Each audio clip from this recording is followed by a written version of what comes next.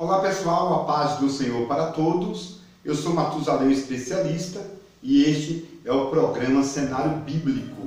E eu estou de volta com a nova enquete e hoje eu quero falar sobre 6 homens que estão nos céus com corpo, alma e espírito. Exatamente, pessoal, 6 personagens bíblicos que estão nos céus com corpo, alma e espírito. E o primeiro personagem que, segundo a história bíblica e a história extras bíblica, está nos céus com corpo, alma e espírito, é um homem por nome Abel. Exatamente, pessoal. A história diz que depois que Adão e Eva saíram do Jardim do Éden, Eva ficou grávida e deu à luz a um filho, o qual recebeu o nome de Caim. Caim significa lança ou espada. É lógico que Caim recebeu este nome porque Eva achava que Caim seria o homem que cumpriria a profecia. Porque Deus disse: da mulher nascerá um que pisará na cabeça do diabo. E então Eva achava que este menino, chamado de Caim, seria o homem que cumpriria esta profecia. Logo depois, a Bíblia diz que nasceu um outro filho, chamado de Abel. A palavra Abel significa aquele que é vaidade, aquele que é como um sopro, aquele que não durará. E a história bíblica vai dizer que esses 2 meninos cresceram. E logo depois, Adão dividiu a terra. E a história extras bíblica vai dizer que Abel ficou com a terra próximo ao Jardim do Éden. E Caim ficou com a parte norte. Foi aí que Abel aprendeu a arte de sacrificar animais a Deus. Segundo a história, Abel aprendeu essa arte de sacrificar com os querubins e serafins que estavam ali próximo ao Jardim do Éden. Por isso que Abel conseguiu uma vida de comunhão com Deus, porque estava mais próximo do Jardim do Éden, se relacionando ali, né, com os querubins, com os serafins. E a história diz que quando Abel e Caim estavam chegando aos seus 100 anos de idade, era a hora do sacrifício, porque antigamente uma pessoa ficava de maior idade com 100 anos. Isso também vai acontecer no reino milenar. Quando a gente lê o livro de Isaías, capítulo 65, a história vai dizer que uma pessoa que morrer com 100 anos é ainda uma criança, porque no reino milenar a pessoa só recebe a documentação de maior com 100 anos. Isso é lógico. E também, né, naquele tempo, Abel e Caim estavam agora sendo diplomados, né? Eles chegariam aos 100 anos de idade, receberiam uma documentação que agora seria de maior. E a história bíblica vai dizer que Caim estava com muita raiva de Abel, porque, segundo a história, as ovelhas de Abel comiam os legumes de Caim. As ovelhas saíam e iam para as terras de Caim e se alimentavam das plantações de Caim. E por isso Caim ficou muito bravo, né, muito irritado com Abel. E uma certa feita, quando eles chegaram aos 100 anos de idade, foi aí que Abel, né, ofereceu o sacrifício e Caim também. Só que Deus rejeitou o sacrifício de Caim, porque o sacrifício estava relacionado ao caráter da pessoa. E então o caráter de Caim era ruim, ele tinha muita mágoa em relação às ovelhas de Abel. E aí Deus não aceitou o sacrifício de Caim, mas aceitou o sacrifício de Abel.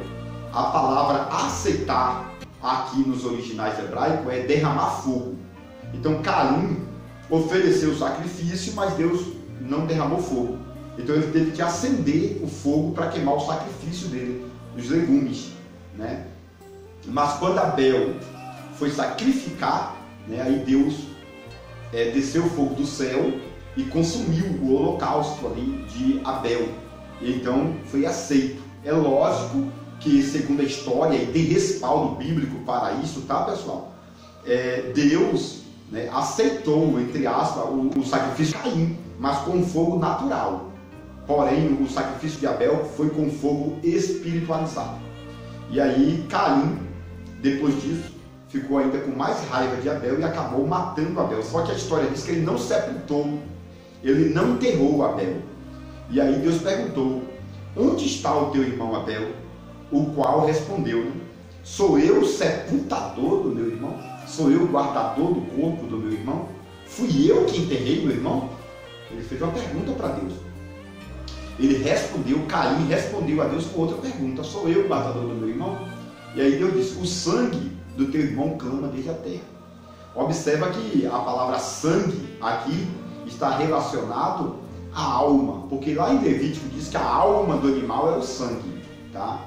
Então existem, na verdade, 3 palavras hebraicas para definir a palavra sangue, que é o sangue normal, é chamado de sangue, também a alma imaterial da pessoa é chamada de sangue, e também a descendência de uma pessoa é chamada sangue, tá bom? Então a história bíblica vai dizer que o sangue de Abel clamava desde a terra. Aí algumas pessoas vão dizer que esse sangue era os filhos de Abel, mas provavelmente Abel ainda não era casado nesta época, então não era a família dele realmente.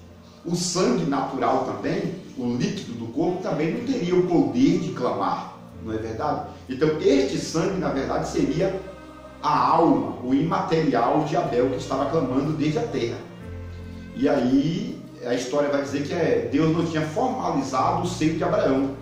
Então Abel morreu e a alma dele ficou vagando aqui na terra. Até então Deus construiu um lugar que depois foi chamado de seio de Abraão, ou moradia dos mortos, né, das almas dos mortos. Mas até aquele momento não existia esse paraíso, né, esse jardim do Éden, esse seio de Abraão. E aí Deus falou: a alma de Abel, a alma do teu irmão está clamando desde a terra.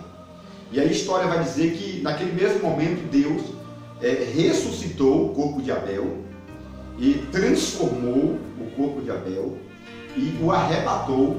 E lá no livro de Hebreus, capítulo 12, diz que o sangue de Abel estava clamando diante do altar de Deus.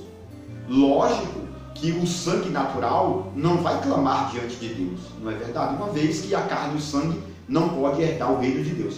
Então este sangue que estava clamando diante de Deus era a alma de Abel, o corpo de Abel que foi morto, ressuscitado, transformado e arrebatado. Então o primeiro homem que foi ressuscitado, transformado e arrebatado e subiu para a presença de Deus com corpo, alma e espírito foi Abel, tá bom? Aí vamos passar agora para o segundo homem que foi arrebatado com corpo, alma e espírito. Lembrando que todos esses detalhes que eu vou passar para vocês estão no meu livro, tá bom, pessoal? A revelação completa do livro de Gênesis por Matusalém, o especialista. E aí você pode adquirir o livro e ter todas estas ideias bíblicas e extras bíblicas, tá? Até porque é 1.200 detalhes aproximadamente, tá? Bíblico e extras bíblicos, derivados aí dos originais hebraicos, aramaicos, latins e etc, tá? Para nós termos mais compreensão da palavra de Deus. Vamos passar para o segundo homem. O segundo homem, pessoal, foi Enoque. A Bíblia Sagrada diz em Gênesis, capítulo de número 5, que Enoque foi arrebatado com corpo, alma e espírito. E a história vai dizer que ele tinha 365 anos. E então, antes de acontecer o dilúvio, houve o arrebatamento de Enoque e também das crianças. Essa questão do arrebatamento das crianças, eu falei em um outro vídeo. Então você vai procurar em um outro vídeo que eu falo sobre o arrebatamento que houve antes do dilúvio, né? Então Noé estava construindo a arca e Noé e a família entrou no dilúvio, tá? Mas as crianças não entraram na arca e as crianças também não morreram no dilúvio, uma vez que Deus não mata o justo com o ímpio, tá bom? Então as crianças foram arrebatadas com Enoque, milhões de crianças. Então antes do dilúvio, houve realmente um grande arrebatamento para Enoque e muita gente que foi arrebatada, ficando somente ali Noé e a sua família, e também Matusalém, que Matusalém ficou fora do arrebatamento para entrar na arca, Matusalém. Mas a história vai dizer que a família de Matusalém não acreditaram na divulgação de Noé, então Matusalém, antes de entrar na arca, deu um infarto e acabou morrendo. E aí foi sepultado, né, Noé sepultou Matusalém. Tanto é que a Bíblia fala que Noé ficou 7 dias esperando o dilúvio chegar, porque ali era o culto fúnebre de Matusalém, tá bom? Todas essas histórias estão aí no meu livro. Eu estou deixando somente aqui o básico, tá? Para nós aqui discutirmos esse assunto. Então, o primeiro homem que foi arrebatado com corpo, alma e espírito foi Abel. O segundo foi Enoque. Enoque foi arrebatado com corpo, alma e espírito, tá? E aí esse Enoque, um grande homem de Deus, foi um dos professores do apóstolo Paulo, tá? No Novo Testamento. Paulo subiu para os céus e, segundo a história judaica, Paulo fez uma faculdade de 14 anos. Essa história está lá no livro de 2 aos Coríntios, capítulo 12, versículo 2 e 4, tá bom? Que o apóstolo Paulo foi arrebatado e provavelmente ficou 14 anos fazendo faculdade nos céus. É óbvio que o apóstolo Paulo estava no tempo Cronos, daqui da terra, e foi arrebatado e passou para o Kairos. E um dia aqui no Cronos vale 1000 anos lá. Então foi alguns segundos o arrebatamento de Paulo aqui na terra, e lá no céu foi 14 anos, tá bom? 2 aos Coríntios, capítulo 12, verso 2 e 4, tá? Vamos passar para o terceiro homem que foi arrebatado com corpo, alma e espírito. Pessoal, a terceira pessoa que foi arrebatada com corpo, alma e espírito foi Moisés. A Bíblia Sagrada diz, no livro de Deuteronômio, que Moisés foi morto, tá? E Deus escondeu o corpo de Moisés. Aí a história vai dizer no livro de Judas que o anjo chamado de Arcanjo Miguel, que é o anjo da guerra, lutava contra Satanás, porque Satanás queria que o corpo de Moisés ficasse deteriorando aqui no planeta Terra. Se o corpo de Moisés fosse deteriorado, a alma com o espírito de Moisés deveria ir para o seio de Abraão, para o paraíso. Mas se Moisés fosse ressuscitado, transformado e arrebatado, Moisés ia diretamente para o reino de Deus, com corpo, alma e espírito transformado. Aí Satanás brigava, porque Satanás queria a deterioração, ou seja, a decomposição do corpo de Moisés. E o anjo de Deus, né, o arcanjo, brigava. Está lá no livro de Judas, capítulo 1, eu acho que versículo 9, tá? Vai contar essa história, que houve uma guerra, porque o anjo queria que Moisés fosse arrebatado, transformado, na verdade, para o reino de Deus. E, na verdade, essa luta foi ganha pelo anjo de Deus. Tanto é que no Novo Testamento, principalmente no livro de Mateus, capítulo 17, fala que Moisés voltou novamente para conversar com Jesus no Monte da Transfiguração. É óbvio, pessoal, que se Moisés estivesse no seio de Abraão, a alma dele, ele não poderia voltar. Porque a Bíblia diz em Lucas, capítulo 16, que quem está lá não passa para cá. Quem está no mundo dos mortos não pode vir conversar com humanos aqui na terra. E quem está aqui não pode ir lá para conversar com os mortos.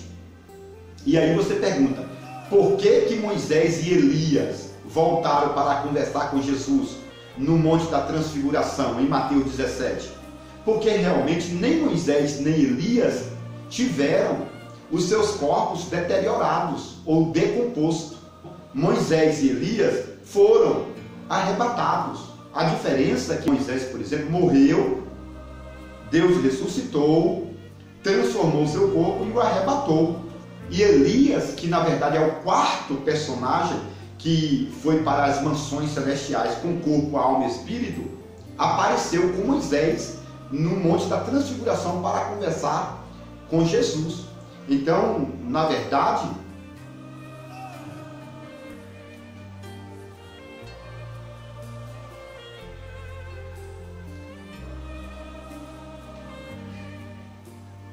Então, na verdade, Moisés não teve seu corpo deteriorado ou decomposto. Tanto é que a Bíblia Sagrada diz em Romanos capítulo 5 que a morte reinou até Moisés. Depois de Moisés, a morte perdeu o efeito, porque Moisés teve esse poder de ser morto, ressuscitado, transformado e arrebatado. Deus escondeu o corpo de Moisés nas mansões celestiais. Até hoje ninguém sabe a sepultura de Moisés, exatamente por isso, tá bom? Então, vamos fazer aqui a contagem, não é verdade? O primeiro homem que foi arrebatado com corpo, alma e espírito foi Abel, não é verdade? Seguido por Enoque. Terceiro, Moisés. E o quarto foi Elias. Elias foi o quarto homem que foi arrebatado com corpo, alma e espírito. Elias é o grande sacerdote, segundo a história. Elias é um descendente de Samuel. Exatamente. Elias é um descendente de Samuel. E Elias também é o pai genealógico de João Batista. Estes detalhes, pessoal, é muito importante para quem gosta de estudar a Bíblia, porque geralmente nós ficamos aqui presos, né, na CPAD, ficamos presos aqui na tradução de João Ferreira de Almeida, que é muito bom em nível de salvação, mas para nível de conhecimento, nós temos que adquirir algumas Bíblias mais originais, não é verdade? Como a Bíblia de Jerusalém, a King James, podemos adquirir a Vulgata, a Septuaginta, podemos adquirir a Torá, né, traduzida para o português, a Bíblia de tradução aí babilônica, não é verdade? Aí nós podemos adquirir em folhas, né, em Bíblias normais, como também em PDF, nessas Bíblias maravilhosas que vai trazer em sua relação idiomática assuntos mais apropriados do que a João Ferreira de Almeida. E também nos rodapés dessas Bíblias existem detalhes importantíssimos que geralmente não tem aqui nas Bíblias em português, tá bom? Então vamos passar agora para o quinto homem que foi arrebatado com corpo, alma e espírito. E o quinto homem foi Jesus, tá bom, pessoal? Jesus, ele foi morto, tá, na cruz do Calvário, foi sepultado ali na região mesmo do Monte Caveira, né, próximo ao Monte Caveira, e a história vai dizer que depois da morte, né, o corpo de Jesus ficou na sepultura e a alma com o espírito de Jesus seguiu para o mundo dos mortos.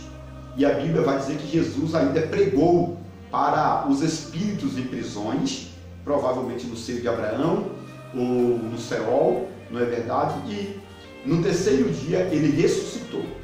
Ficou ainda 40 dias aqui na terra com os seus discípulos, né? E com seus 12 apóstolos, e depois ele foi ascendido, ele subiu, foi arrebatado em uma nuvem para os céus.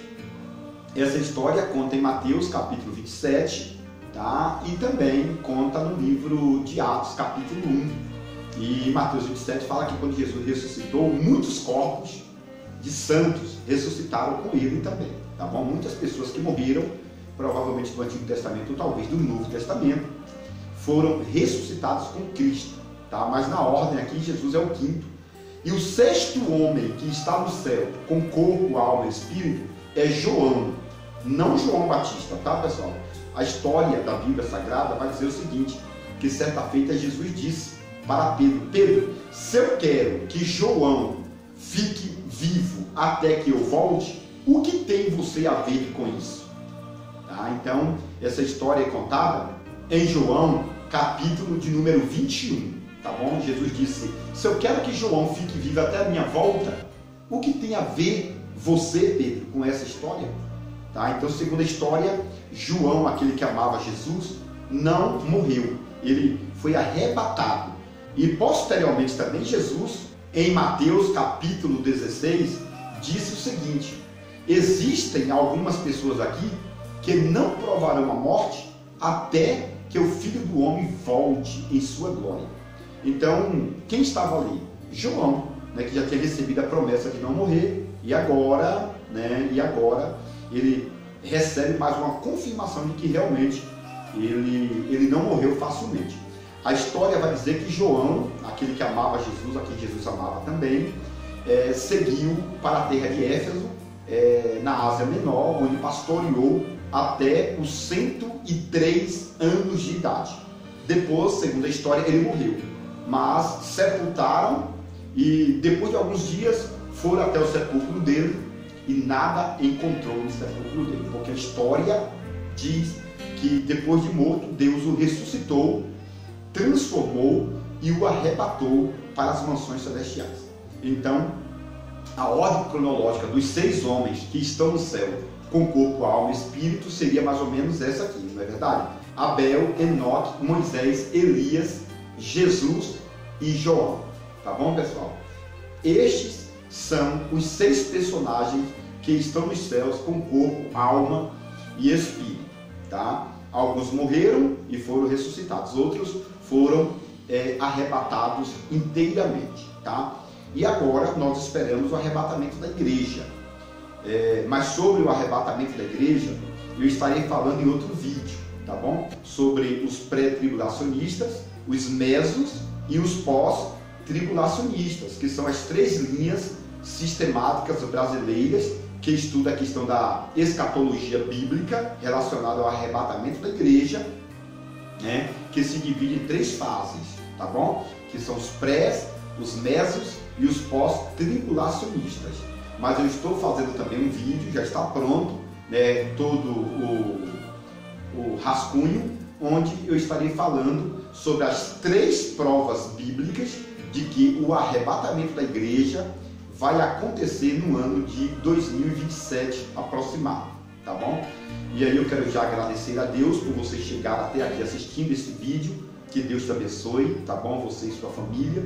Peço que você assine meu canal, peço também que você divulgue meus vídeos e que Deus esteja continuamente te abençoando, no nome de Jesus.